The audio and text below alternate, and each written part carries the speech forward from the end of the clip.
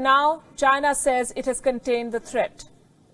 So it's closing down borders and opening up businesses. Fewer cases are being reported. Factories are up and running again. Businesses will take time to revive, but they have made a start. Companies are being encouraged to make coronavirus supplies. They're making equipment other countries might need to fight the outbreak. Gloves, masks, personal protection equipment, even ventilators. So first, China put the world in ICU, and now it is selling them ventilators.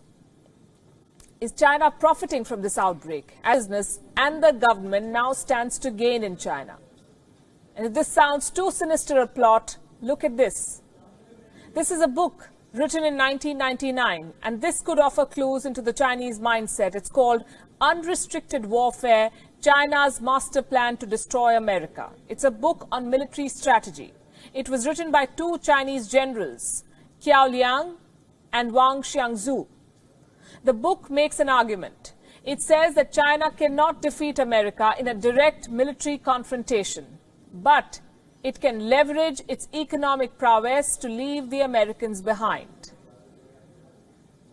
Now, the book's assessment has some eerie similarities with the present situation. It is being quoted by conspiracy theorists. They claim that amid this coronavirus crisis, Beijing is executing its world domination plan. On this show, we do not go by conspiracy theories to make our assessments, so we set out to look for the facts. What we found was most interesting, and we have that for you tonight. Let's first talk about the situation in China. What is happening in China right now? Restaurants, zoos, even the Great Wall is open to tourists. Not foreign tourists, because they may bring back the virus, but the Chinese are out and about. As we say in television, they're moving towards normalcy. Restrictions are being lifted, factories are coming back online, businesses have resumed in many parts of China. At this rate, China's businesses will be up and running in a few weeks. With the measures we have started to take, with the return of the work of the workers and the resumption of productive activities by the factories across the country, I think the Chinese economy is coming back to life. Coming back to life. They have a plan, revive the economy. What does this tell you? While major countries are struggling, China is already making a head start. China also has an interesting pattern. Look at this map. This is Wuhan and the rest of China. The coronavirus outbreak in China is what this map details. Now, some of the biggest cities in China were largely insulated from the outbreak. I say this is interesting because while the virus spread and unleashed chaos in the remotest corners of the world, it couldn't do much damage in China's top cities. I'll give you examples with numbers. Let's start with Beijing. Beijing has recorded more than 500 cases. 8 people died in the city.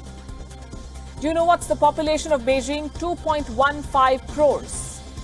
Shanghai reported 468 cases with 5 deaths. Shanghai has a population of 2.4 crores. Among the 10 most densely populated cities in the world, only 5 deaths, less than 500 cases. The point I'm making is that China's financial hubs have largely emerged unscathed from this crisis. They can bounce back quickly. They're boosting business by creating opportunities.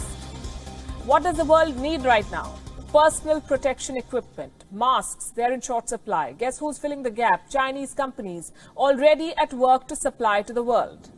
According to a report, almost 9,000 new manufacturers started producing masks in China this year. They began business in the first 2 months of 2020. China's daily mask production has crossed 116 million now. Many companies have overseas orders. They're selling outside China. One of the biggest companies is Dawn Polymer. This is a Chinese company. It supplies the fabrics used to make masks. Dawn Polymer has a 40% market share in China. And the value of its shares, the company's shares, has shot up by, listen to this, 417% since January. 417% in 3 months. The holdings of the company's founders now stand at a whopping $1.9 billion. The coronavirus crisis has only meant good news for their business. Here's another example of China creating opportunities from the crisis. Buying out distressed assets. Case in point, Australia. The Scott Morrison government is worried about Chinese companies taking over Australian businesses. Reports say Australia's Foreign Investment Review Board is now gearing up. Why? Because they fear takeover attempts from China. Distressed Australian businesses and assets are on China's radar. It's not just Chinese companies that stand to gain. Foreign companies based in China are also back in action. BMW's factories resumed operations in February itself, last month. Fiat Chrysler has also restarted production. Foxconn has resumed work in its mainland China factories. Foxconn manufactures for leading tech giants like Apple and HP. Tesla's factory in China is back online too, reportedly with help from local authorities. Members of the Chinese government allegedly helped Tesla secure key supplies.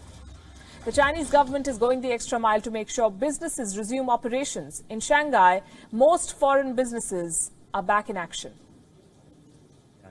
All foreign-funded enterprises have resumed operation, with an 80% employee return rate and a 70% business resumption rate. The overall situation is steadily improving. So while it sounds crass to say that a company or a country profits from a pandemic, these are the bitter facts. China exported a virus to the world. Now the world is sick and China is selling them the balm. And while the world tries to heal, China is already up and running.